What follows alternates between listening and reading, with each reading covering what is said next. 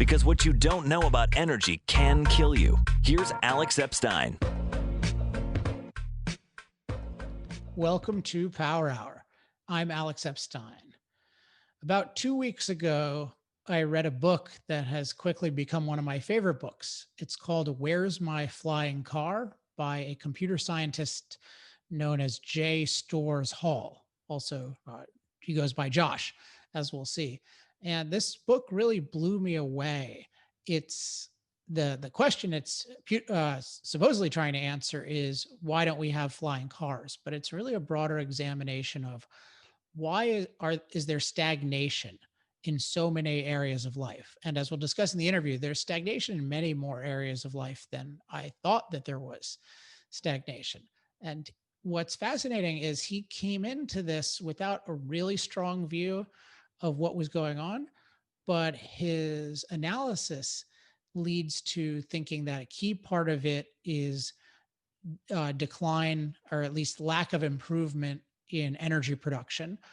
And then politically, an enormous amount of regulation. And then culturally, what I would call the green movement. So I just found this totally fascinating that somebody coming at these issues from a totally different perspective came to very similar conclusions that I've come to, but just in an incredibly wide spectrum of fields with really a ton of erudition. And even in energy, this guy knows a ton. So it's just, as we'll learn, he spent 8 years on this book, but I think he's been thinking about these issues his whole career. It's a super impressive book, and I was really eager to have him on the show to talk about both what's causing stagnation and also, in particular, what can we do to improve nuclear energy? Because he has a long section about nuclear energy. I learned a lot about it. And so I wanted to talk to him about what's the potential of nuclear and what can we do to liberate or decriminalize it. So hope you enjoy this interview with Storrs Hall, author of Where is My Flying Car? And I hope you pick up a copy of the book. By the way, I should say, it is a very long book. You don't have to read everything in the book. You can kind of skim it. I think I read very carefully at least 2/3 of it. There were parts of it that were less of interest to me, but that thing is it's really a goldmine. So hope a lot of you get it, and I hope the book becomes even more successful. So enjoy the interview, and I'll be back on the other side. I'm joined now by Storrs Hall, author of one of my new favorite books, Where is My Flying Car? Storrs Hall / Josh, welcome to Power Hour. Well, thank you. Glad to be here. Yeah, very. So I just inhaled your book over the last week. So let me just ask first, how did so one thing I'll probably elaborate on more is just it's a pretty staggering book in terms of the scope of things you cover. And the thing that really shocked me is this pertains actually to one of the quotes you use in the book, which I think is by Heinlein, who says something like, I've never seen the media report anything accurately that I've ever seen, something to that effect. And usually when people write a general book that includes energy, let alone environmental philosophy, it's just all wrong. And yet I didn't disagree with one thing you said about energy. You knew it with a huge amount of depth, and I learned quite a bit. So I was just super impressed that you seem like a polymath. I'm curious, how did this book come together? Well, it was kind of an interesting thing. I'd written a book about nanotechnology and a book about artificial intelligence, and I was looking for a change of pace. So it had taken me 2 years apiece for the previous books, and it was 2010. And so I looked and I saw that the 50th anniversary of the Jetsons and of John Glenn and of a whole Telstar and a whole bunch of other stuff, including Arthur C. Clarke's Profiles of the Future, were all coming up in 2 years. And I said, well, that'd be cool. I'll write a book about flying cars. So I started in on it, and the deeper I got into it, the deeper I got. And so I didn't finish it in 2 years. I didn't finish it in 5 years. It took 8 years before I finished it. And basically, while I was working on it, it turned into my intellectual memoirs. All right. So that That makes sense. I mean, 8 years, I can see that particularly because it's obviously drawing on a lifetime of knowledge. Now, I got to ask, since you just told me this before, you'd mentioned that you had read The Moral Case for Fossil Fuels. When did you read that? I suspected that reading the book, but I wasn't sure. When did you read that book? I'm not really even sure I could tell you. I mean, I have a tendency, especially when I was doing the research for my book, I had a tendency to just see a reference to some book and download it through Kindle and read it over the next few weeks as I had random time. Yeah, that makes sense. I mean, one of the things I love about the book is there are just so many great quotations. I do Kindle. I read almost all in Kindle because I love the highlight feature. And I just organized my highlights from your book last night, and I had highlighted 22,000 words, which is I love it. Which is a lot. I should show you my organization. It's pretty cool. I think how I did it, but it's some super interesting stuff. So let's start kind of at the beginning. One of the core ideas / observations you're working with in this book is this idea of the Great Stagnation that I think the economist Tyler Cowen popularized as a term. So let's start out with, what is the Great Stagnation and what's the evidence for it? Well, the Great Stagnation, from my point of view, is slightly different from Cowen's. He, being an economist, he likes to look at trends and graphs and all this sort of stuff, and I look at those too. But I mean, in very simple terms,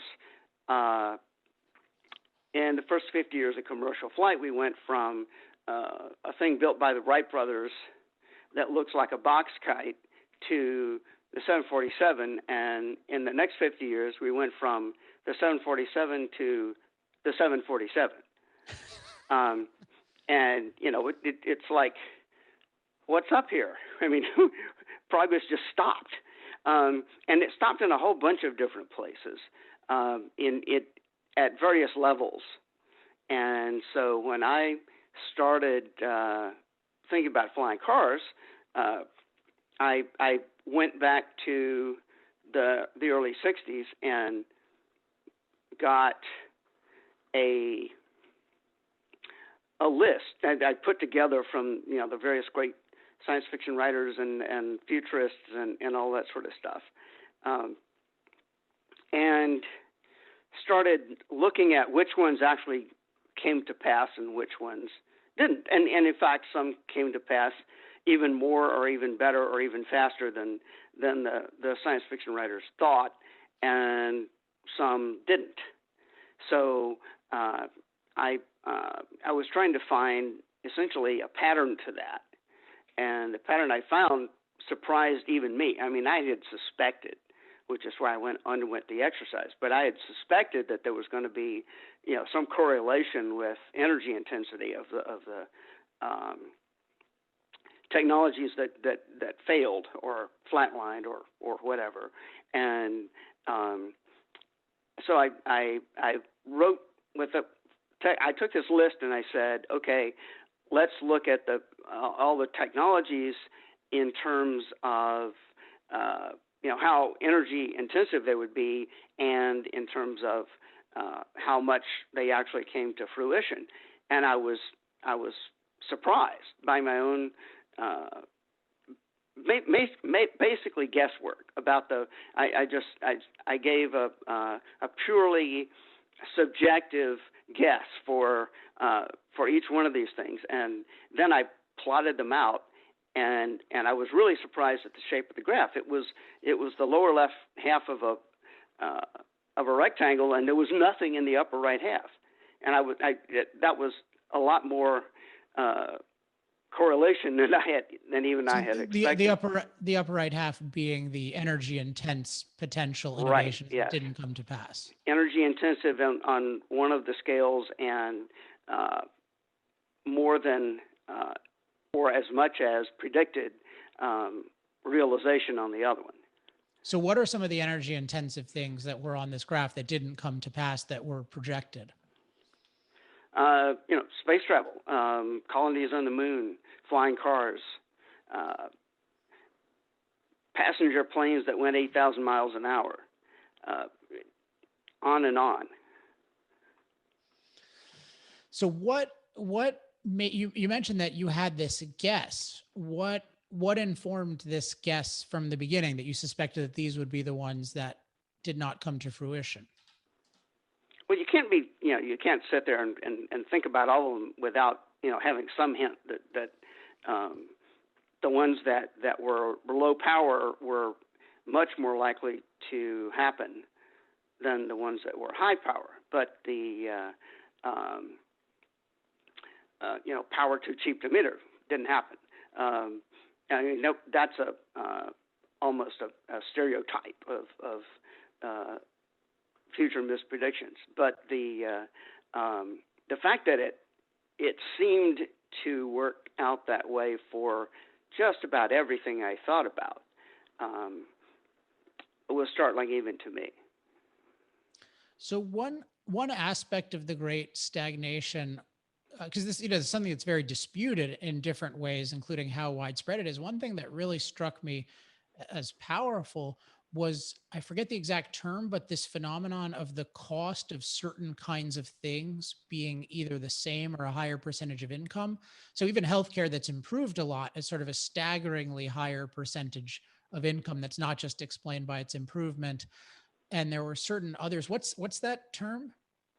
The cost disease. The cost disease. Yeah. Could you elaborate on that a little bit? Oh, well, there are some things that have just gotten cheaper and cheaper, as you would expect, as we went down the learning curve with a given technology, and some things that seem utterly resistant to that phenomenon and, in fact, went against the flow. And healthcare is one of them, and education is one of them. They seem to have some correlation with the things that people think are really too important to be left to the marketplace or something, like healthcare and education. So it turns out, as far as I can tell, that when people get in there and mess with our normal way of providing things, they don't do as good a job as they thought they were going to, and in fact, they tend to screw things up. Yeah, I mean, not as good a job as free markets is such an understatement. I mean, computing is the obvious example of just staggering progress, which you couldn't expect everything to have. But just this whole phenomenon you point out with the Industrial Revolution, where everything takes a smaller and smaller amount of time to produce a given value. And then you have with these crucial areas, it's not like healthcare and education are things that one can do without. They're not a certain kind of toy. And yet that taking up a huge percentage of one's time is really disturbing. And so that leads to the broader question. Yes, it is. What's your basic explanation for the Great Stagnation? And I'm curious, what did you come in with? What did I come in with? Well, the thing is that's why it took 8 years rather than 2 to write the book. I got there and it just got deeper and deeper and deeper. So the thing is, first I discovered this. Not completely unexpected, but this remarkable energy thing. And then I went looking at energy per se and discovered the flatlining of what I call the Henry Adams curve, which is the fact that the amount of energy total and per capita that our civilization has used since the original turn of the Industrial Revolution back in 1700 has been going up in a nice exponential scale of 2% per person, but up to 7% for civilization as a whole.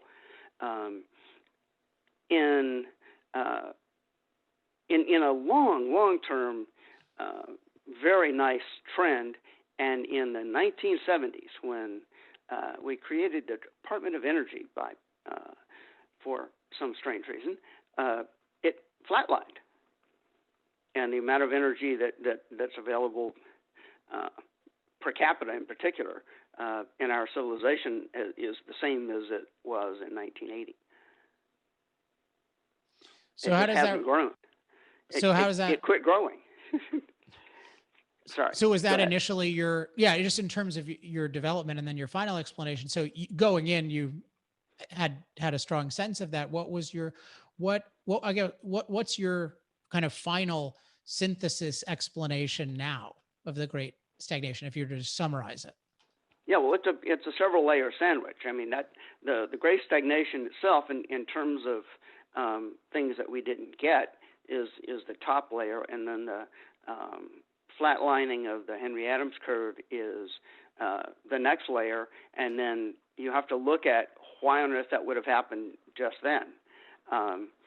And I wound up getting into things like cultural criticism and the ascent of the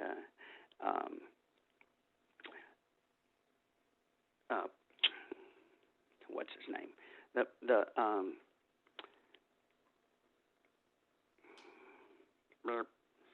All right, I'm stalling on a word here. That's okay. But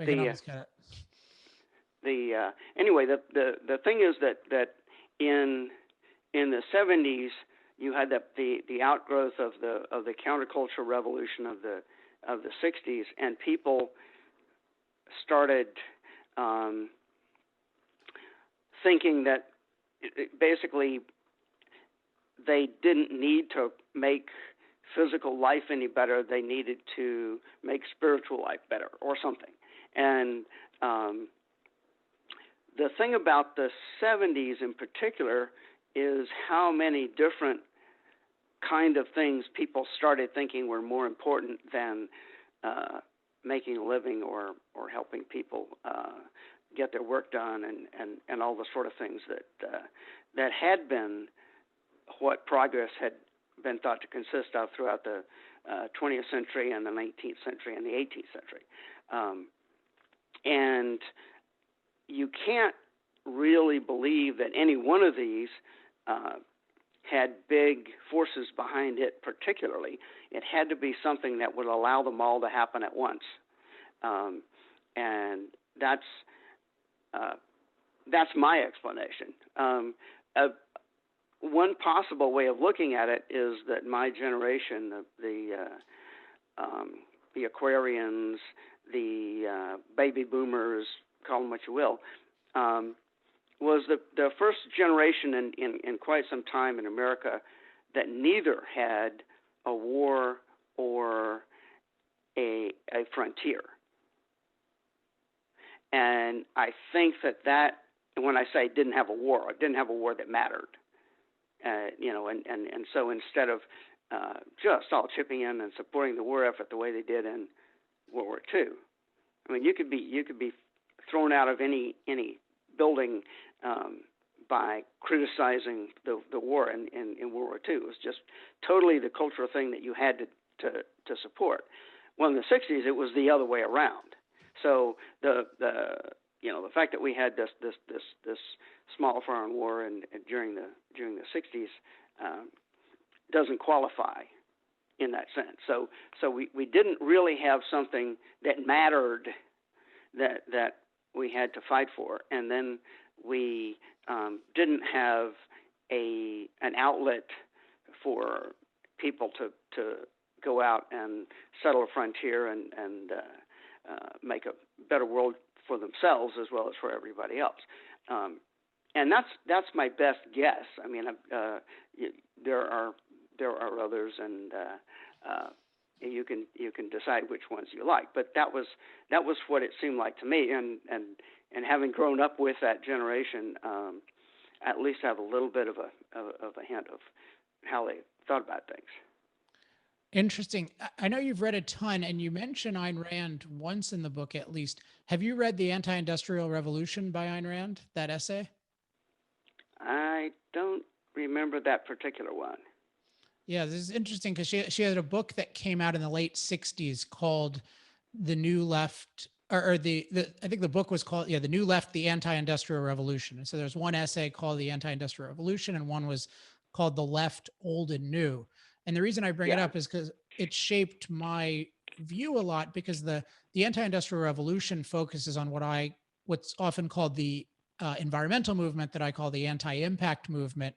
And this idea that impact is immoral, impacting nature is immoral and will inevitably be self-destructive, that I think clearly permeates everything that you're talking about, and you have some amazing documentation.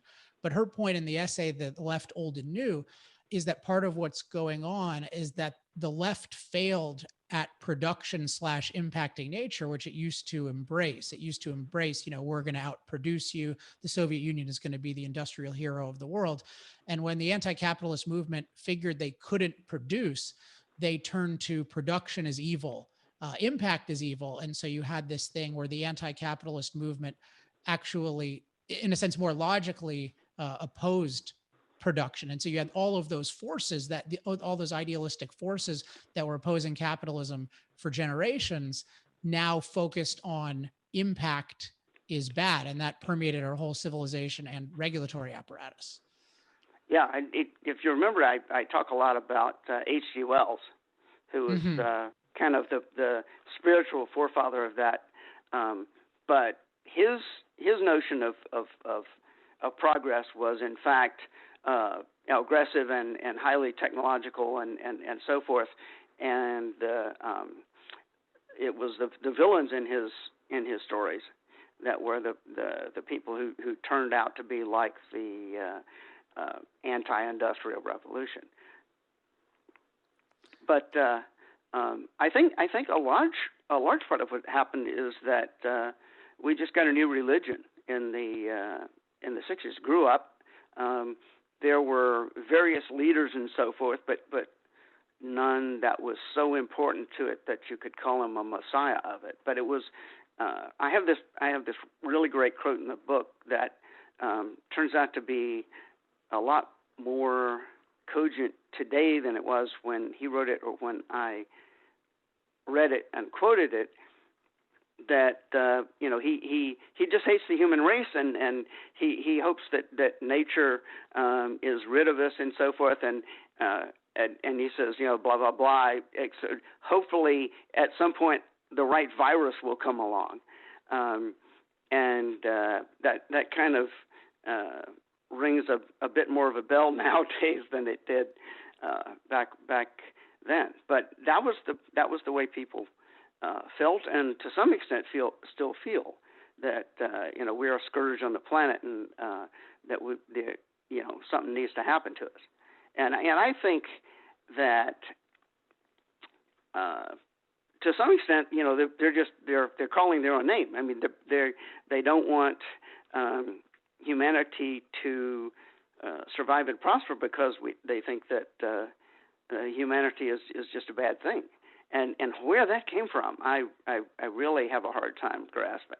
So yeah, I'll have a lot to say about the nature of the movement and some of the psychology in my next book on fossil fuels. But since you mentioned virus, I think you need to I'll give you credit, because you have a line, it might be with respect to hysteria over climate, where you say something like, this is going to be less significant than a particularly deadly flu strain or something like that. And this was written in 2018. So it really seemed to anticipate this coronavirus. And I think it was it's just I don't remember it, but oh yeah, it's in one of my 22,000 words that 22,000 words of notes that I've highlighted. Yeah, you should like, I think it's like some strain of the flu. So there's this. So I mean, I was reading this, and just it's fascinating to me that you came in with certain inclinations and then they got validated more than you thought. Like, my background is the philosophy of it. So it's kind of I came in with a lot of those expectations about how these things would work, but it's fascinating to see a scientist and a practitioner come to them like more inductively from the beginning. Another aspect that was just as shocking to me that you came to maybe even more were your views on government funding of research, because here you talk about things that are incredibly unusual to talk about. So you talk about how government funding of research could promote stagnation, because the general idea is, of course, all of the amazing advances of our world get all the credit goes to the government. If we just invested more in government innovation, we'd get more. and that's the Well, solution to everything is I more completely innovation. believe that when I started out. I was a government supported researcher for most of my working life, and in my case, it didn't really hurt. I mean, there was I was working in computer architectures, and we built stuff that I mean, some of the guys who were my colleagues in the field went on to be head of research at NVIDIA and stuff like that. So we were doing stuff that actually helped quite a bit. And if it all worked like that, it would be wonderful. But my expectations turned out to be wrong once I got deeper into the subject, and I have a couple of experiences, most notably in nanotechnology, where it became clear that the government sort of involvement in the technology was hurting it rather than helping it. And once I had that pattern rubbed in my face, then I kind of went looking for it elsewhere and found it elsewhere. So can you describe some of the mechanisms? In particular, you have this term that harkens Machiavelli. Right, yeah. Well, as a computer scientist, I have to point out that I first read that quote from Machiavelli in Knuth's Volume 2, Sorting and Searching, where he is a really masterful finder of cool quotations and uses it to illustrate his gorgeous technical book on computer programming, and it was a great pun when he used it, because he was talking about how hard it is to introduce a new order of things when he's talking about sorting on computers. But and I always just loved that quote, and so it seemed to me to describe a dynamic of a community where you have a bunch of people who have something to lose. I mean, they're rich, they're powerful, they're prestigious, whatever, and that somebody comes along with something which in Silicon Valley nowadays would be called disruptive. But whatever it is, it's a threat to their way of life, and I'm not saying anything particularly bad either about the people or the threat. It's in the case of nanotechnology, for example. Eric Drexler, following the other guys who had looked at that sort of thing, had this really keen idea of a technology that could basically work at the atomic scale and rearrange atoms into whatever arrangements you wanted them to be arranged in, and started talking about how we would go about, discovering how to build that and use it and so forth. And so he had built up a fairly large and interested following among technical folks for his ideas of nanotechnology. And so when the President Clinton actually got into the game and started funding it, it was expected by all of us who were working in the field, expected to be, okay, this is cool, we're off to the races now, we got $1 billion a year. Well, what happened was that in the way these things worked, that $1 billion wasn't $1 billion of new money. It was places where other science programs had been robbed of their money, and so all the people in those subfields, everything from surface physics to macromolecular chemistry to certain kinds of molecular biology to blah blah blah, anything that they had stolen money from, and stuck into the National Nanotech Initiative. All of those people were suddenly faced with losing their funding. So what do you expect them to do? Come up with some way to say, no, what we're doing is nanotechnology too, and we've been doing it longer than they have, and that's basically what they did. And if you kind of looked at what was going to happen given the zero-sum nature of science funding, that's just what happens when you have a zero-sum game, and you can't make anything new without taking it from somebody else. And so it was a very classic instance of the pattern that Machiavelli noticed and talked about in his book. So can you just, for those who haven't read it, can you just summarize the pattern? Oh, the pattern is basically if you have a cool new idea, that's going to impact the way a lot of existing powerful interests work, you're in a very dangerous position. And the reason is that everybody who sees you taking something away from them is going to be up in arms and have a knife out for your back.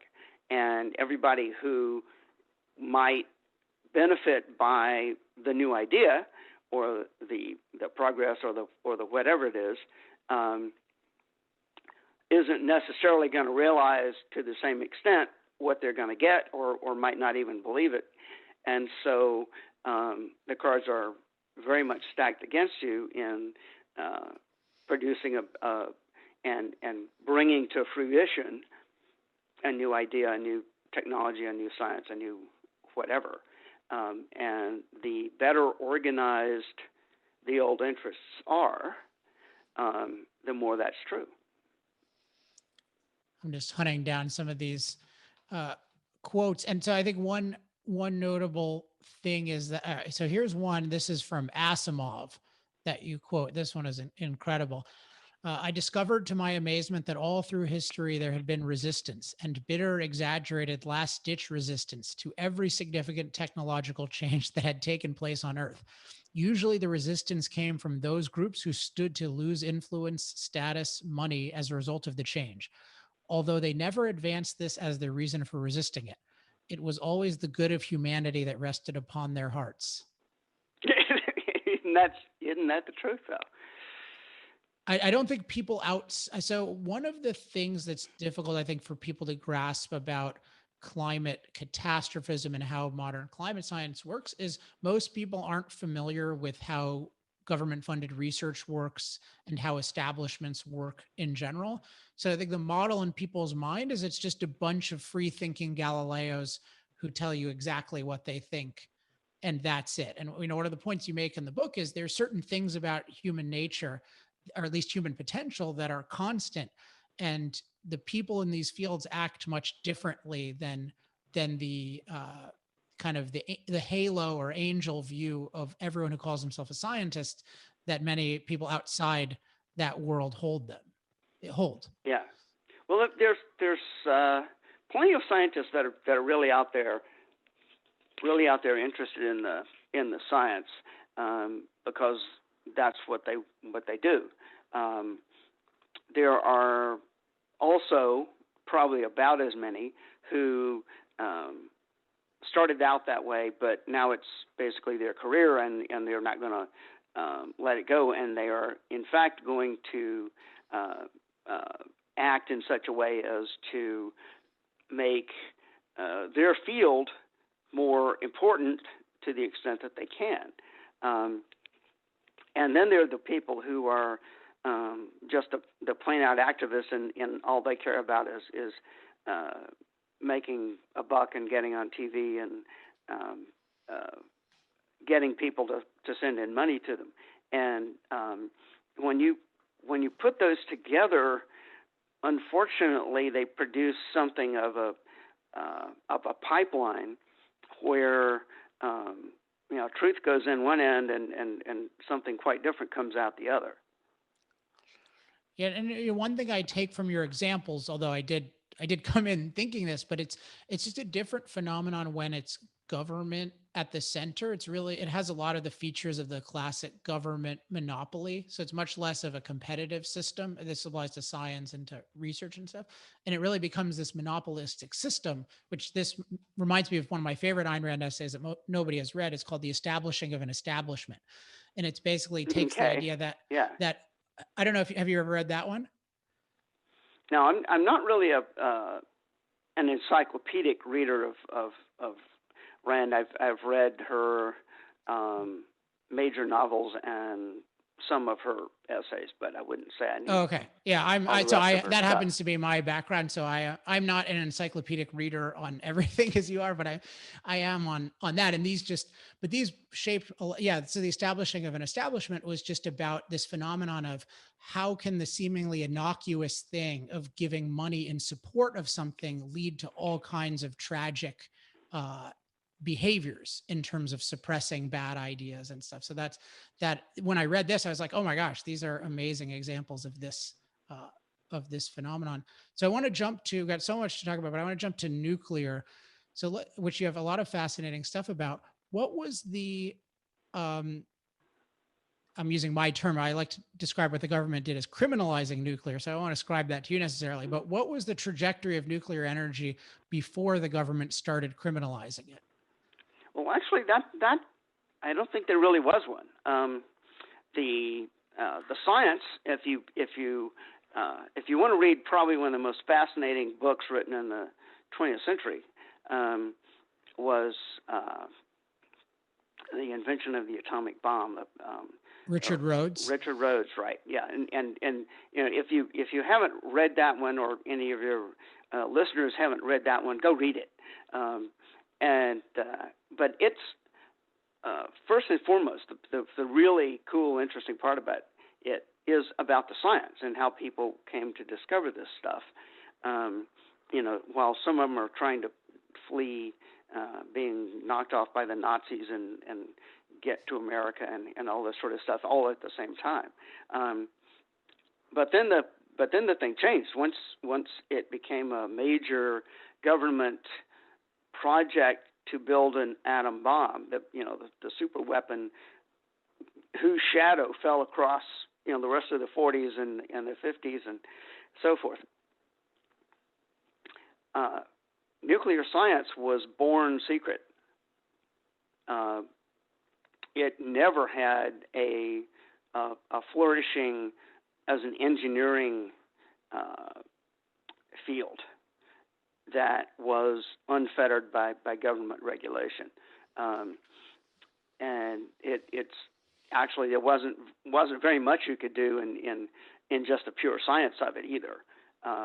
So this was this was a baby that was strangled in the cradle, because it never really had a chance, and I don't think that there was ever a case where somebody said, "Oh, here's this beautiful, flourishing nuclear science and technology. Oh, let's go and criminalize it." I think what did happen was that the people who somewhat reasonably wanted to prevent nuclear war kind of got to the point where everybody believed that, and the possibility or probability of a major nuclear exchange that would be threatening to all life on Earth had withdrawn into the background, and all these activists saying nothing to do. So they said, "Oh, well, let's go after nuclear X," and it didn't matter what it was as long as it had the same word attached to it. They were all geared up for it, and so there was an activist backlash against nuclear power that started happening in the 60s, basically, but came to full fruition in the 70s when basically they destroyed the nuclear power industry. I mean, so you have a lot of good statistics that probably aren't new to this book, but I don't think most people are familiar with in terms of how long the construction of plants took, what the costs were. Can you talk about that trajectory just in terms of it being fairly cheap and then becoming incredibly expensive? Yeah, and if I remember, I don't have the thing in front of me, but if I remember the amortized cost of plants before the backlash and the strangulation of the industry was the equivalent of less than a cent per kilowatt hour, and then it just skyrocketed to the point where people were looking to build almost anything else except a nuclear plant. Yeah, I mean, you had a good analogy that, if shipping were something like if shipping were like nuclear, like shipping would be expensive too if you could only go at 1 mile an hour. Right, and that's actually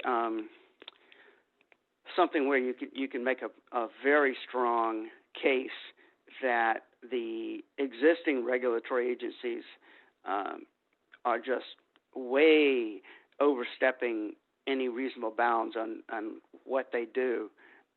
There's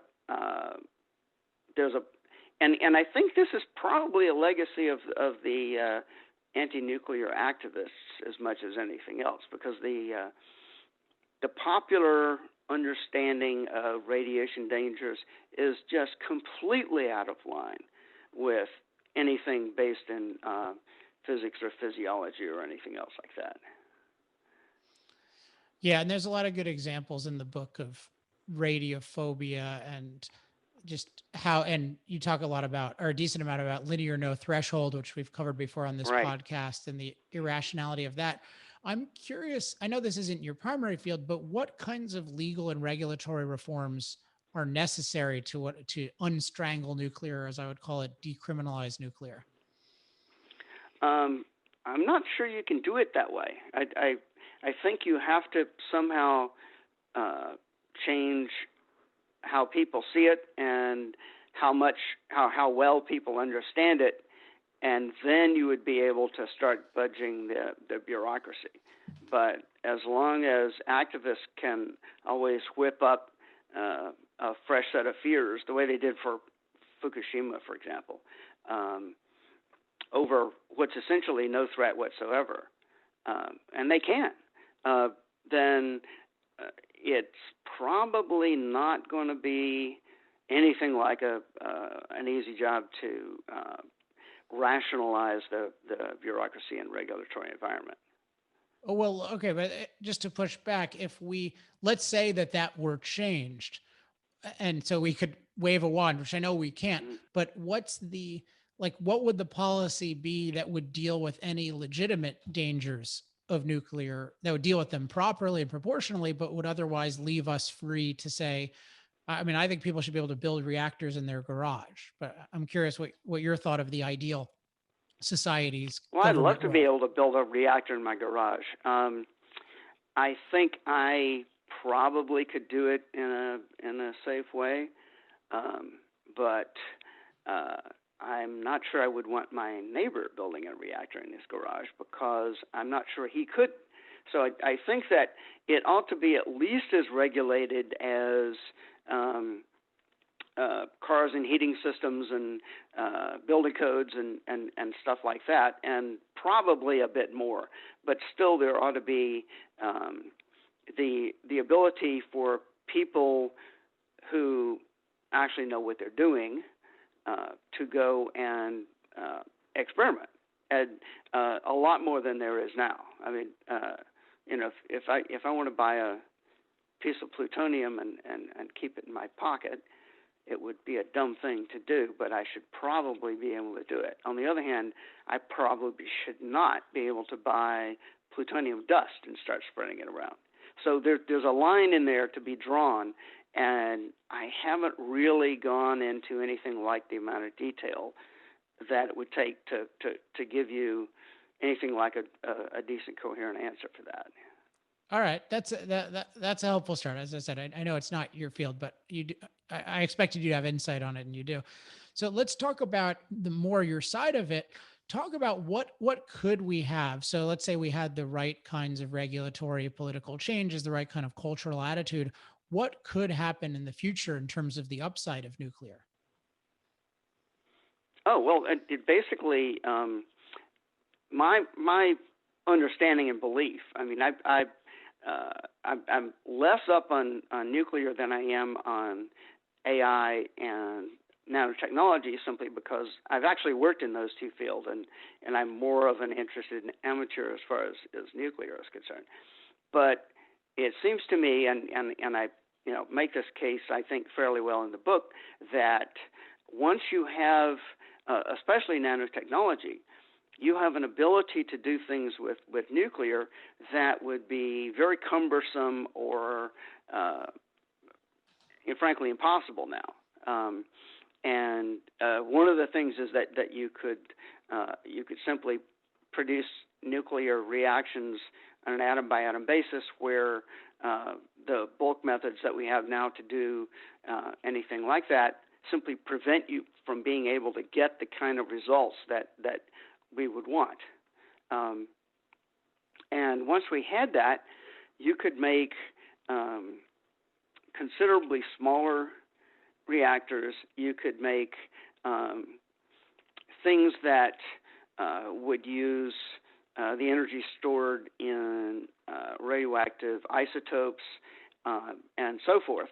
And with the rest of technology following along, there's just this huge store of energy out there. As I point out at one point in the book, if you just go up and go out and dig up the seabed, there's more energy in it than there would be in pure coal, and that's at microscopic fractions. So we're talking parts per million of uranium. You can very, very likely extract uranium from just plain seawater at a viable cost to run your stuff. So if you're a boat or other seagoing thing like floating islands and whatnot that we are almost certainly going to be building during the 21st century, you don't have to spend half of your income importing oil. You just suck it out of the ocean. And the other thing is that there are several generations of reactors, even now with the history and the regulation and the collapse of interest in nuclear physics. You may remember the graph in the book that shows the number of PhDs in nuclear physics just collapsing in the 60s, 70s. There's still enough new knowledge out there. I mean, there's a company called NuScale that's trying to make small modular reactors, and so far they've spent $1 billion in paperwork. It's a shame, but that's the way the industry works right now. And yet there's still enough ideas out there that if I were a country that were not part of the United States and I wanted to invent new nuclear reactor technology, I might worry that the United States is going to come and squelch me simply because they are afraid I was going to be building nuclear weapons.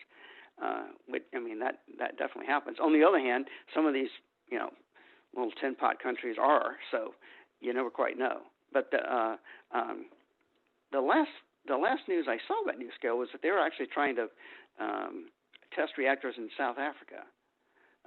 So who knows how that's going to work? But there are avenues out there where people can take some of this pent-up knowledge about nuclear technology and put it to use. But it's really going to get interesting, useful, and widespread after we get nanotech.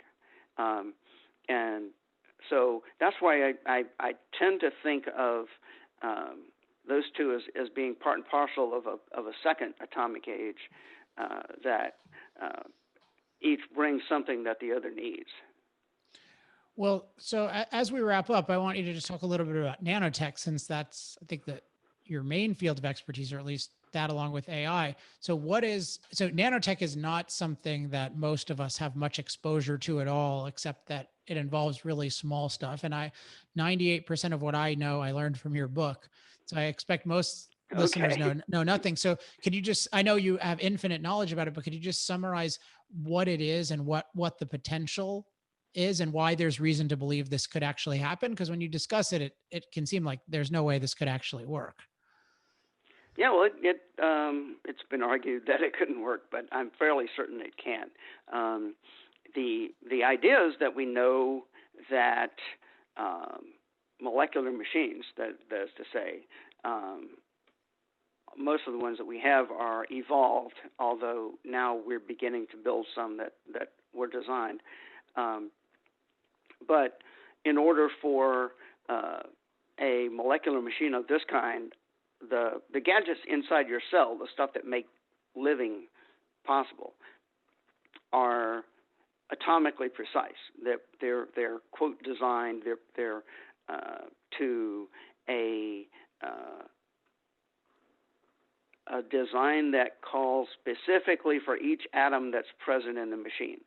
And when you get a machine that's that precise, it can begin to do things that bigger, less carefully specified and less precisely built machines can't do. And among them is actual chemistry to cause the reactions that you want to happen exactly where you want them to happen, and cause other reactions that you would get if simply you mixed stuff up and heated it. It wouldn't happen so precisely. And so things like reversing the process of, as I put it in the book, you digest a hamburger and you get stuff that's made of exactly the same atoms as the hamburger was, but they're nothing like the hamburger. Well, nature actually reverses that process. Your waste processes go out and they get picked up by plants, and the plants get eaten by animals and so forth. And so there is actual molecular machinery that does exactly what we want. It just doesn't do it as well controlled and fast as we would like. And so it's basically the simple way of saying what nanotechnology is what happens when you start working with molecular biology to the point where you actually understand it and control it, and then get to improve it and optimize it. And you get things that are like machines, only they can grow and reproduce and do all the other things that life does, and in particular run these life processes backwards.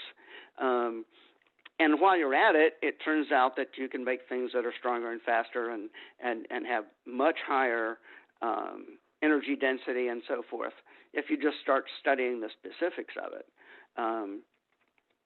And so we've come a long way towards that in our manipulation of molecular biology over the past 50 years. This is actually one of the places where progress didn't stop. We're much better at that.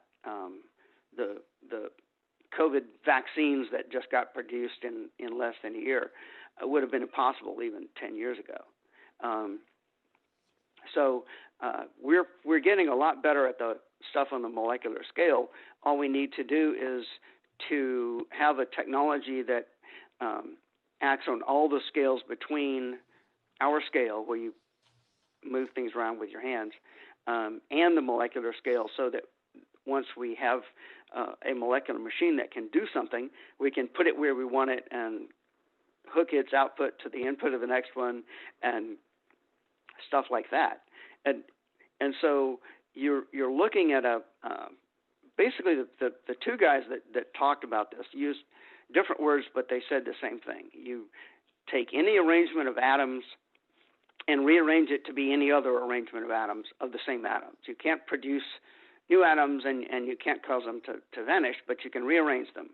And it's completely within reasonable expectations that we will have a technology that can arrange atoms about as well as we can arrange nuts and bolts today.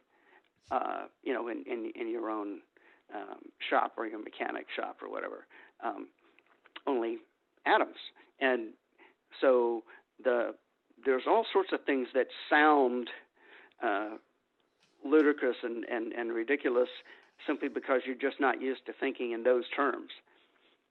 But one of them is simply that you can build machines that reproduce themselves in remarkably short amounts of time. And when I say reproduce themselves, I'm talking in an economic sense. I'm saying a factory can reproduce itself because a big industrial concern can actually have a factory that produces everything you need to build another factory, and then you go out and build a factory. In current technology, that takes a decade or two. In a nanotechnology, because they're so much smaller, and the amount of time it takes for the factory to produce stuff on its own scale is therefore shorter. You get a much higher reproduction rate, and therefore a higher growth rate in an economic sense. And there's no need to go with any particular gadget that we have talked about in nanotechnology. The thing is that when you capture technology at that scale, your economic growth rate can turn into something like Moore's law in computers. Right, which you'd say is 60% year-over-year growth, which is very different than which sounds kind of ridiculous. But the fact is that, and in fact, what's going to happen is that once we get some basic technology working at that rate, it's just going to be like the computer. The box my computer is in didn't get built any faster than the box that my previous computer was in and the box it was in, because the box isn't subject to Moore's law. But the more things that you get being manufactured by self-reproducing machines, the more stuff comes under Moore's law. And so you can begin to imagine boosting the economy into some really amazing growth rates, assuming that's what you want to do.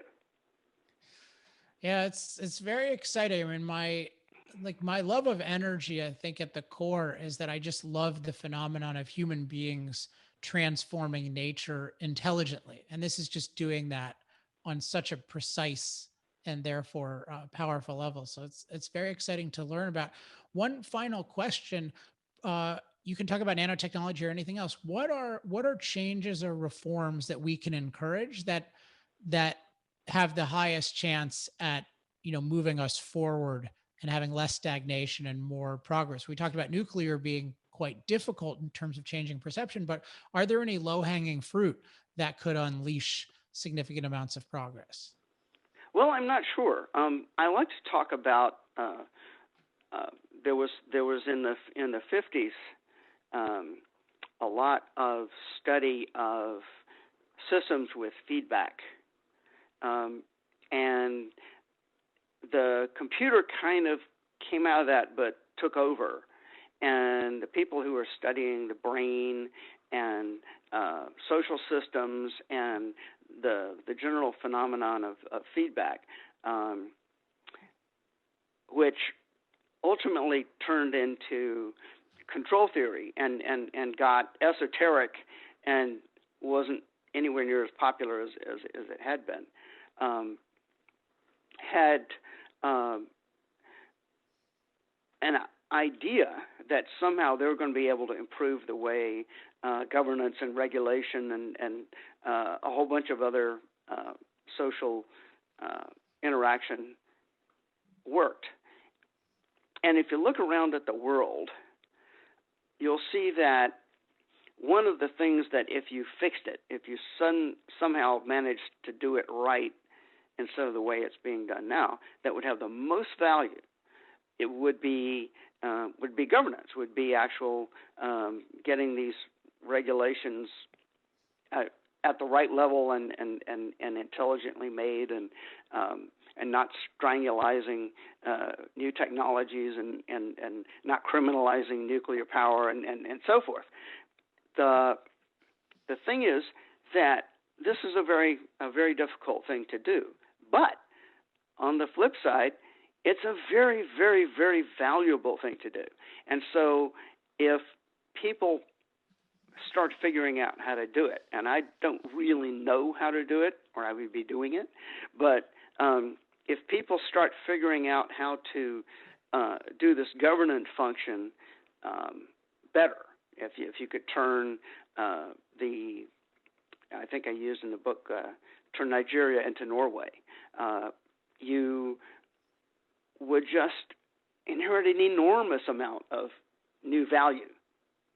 And even if you could only just capture 1% of that somehow, you'd be rich beyond the dreams of avarice. And so there's at least a push, even though it is still a very, very hard problem. So that is something that might happen, and it might come out of people working in artificial intelligence or something like that. So that's the wild card. It's something I certainly hope can happen. On the other hand, it's not something I think is inevitable. Yeah, I like that as a focus, and I think your book does give a lot of motivation for figuring that out. I mean, I would think of it as how to properly liberate the economy and the human mind, because you give lots of examples of how when it's strangled, it's destructive in immediate ways, and particularly in long-term ways in terms of just slowing growth and preventing advances.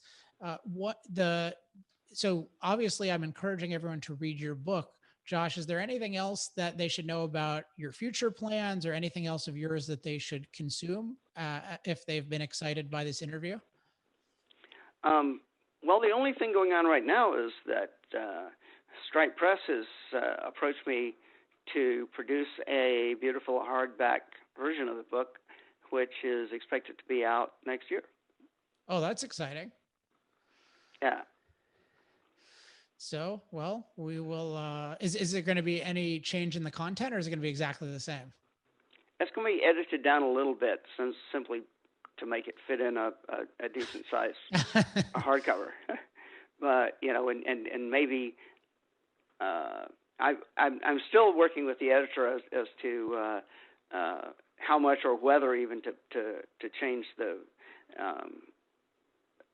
way the book is arranged, or the voice, or whatever. But obviously, I don't want to change it much, because there's so many cool people like you who seem to like it the way it is. Yeah, don't change any of the controversial but true insights. That's what I would say. Okay. All right. All right, Josh, it was great to meet you. Thanks so much for writing the book, and thanks so much for coming on the show. Thank you.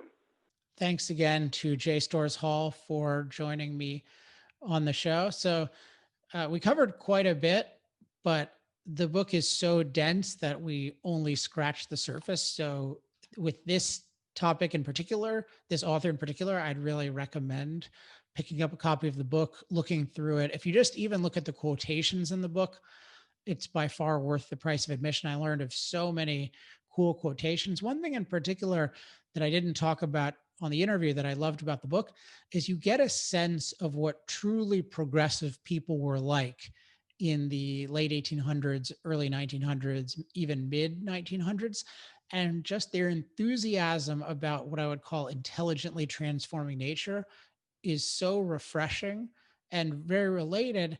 Their attitude toward nature is so refreshing, as in they view nature as a place that's an amazing place to be, but it's not a naturally perfect place to be. So we do need to intelligently transform it. And they found a lot of meaning and a lot of excitement in that. So it's really cool to find brothers in spirit from the past who think about these things much the way that I do, and I'm sure much the way that many of you do. All right, a couple quick updates. This is not really an update, but next week I should have an update, or very close to having an update on my next book on fossil fuels. I think you'll be excited by that update when it comes out. So there's that. Keep checking out energytalkingpoints.com, but in particular, if you know any politicians who are in the House, in the Senate, or in governor's offices, I am starting a new briefing called Energy Talking Points Live. That's free it's just for elected officials for now. But if you know any elected officials, please put them in contact with me, alex@alexepstein.com. I would love to invite them and to have them at this briefing. The idea is to take the approach to messaging, the pro-human, fact-based approach to messaging that energytalkingpoints.com gives, but to give it in a customized and current way to people who are trying to make the world a better place through better energy policy. And there are tons of bad energy forces right now, but I believe if we empower the right people with the truth and the right arguments and the right references, we can go a long way toward improving things. And at the same time, there are a lot of bad forces right now, not just in terms of the obvious kind of Biden AOC on energy, but among the Republicans, there are many forces saying, okay, it's just time to pass a carbon tax, or it's time to make terms, or some of them are obsessed with these things like, let's have a trillion trees program, like let's grow a trillion trees, and somehow that's going to accomplish something besides causing more out of control wildfires on forests that we're not going to properly manage. So we really need some good ideas and some good messaging. And so I'm very excited about the prospect of offering that directly to elected officials who are then going to be legislating about these issues and speaking with quite a big megaphone about these issues. All right, that's it for this week. As always, if you have any questions, comments, love mail, or hate mail, email me at alex@alexepstein.com. If you are not on my mailing list, sign up at alexepsteinlist.com.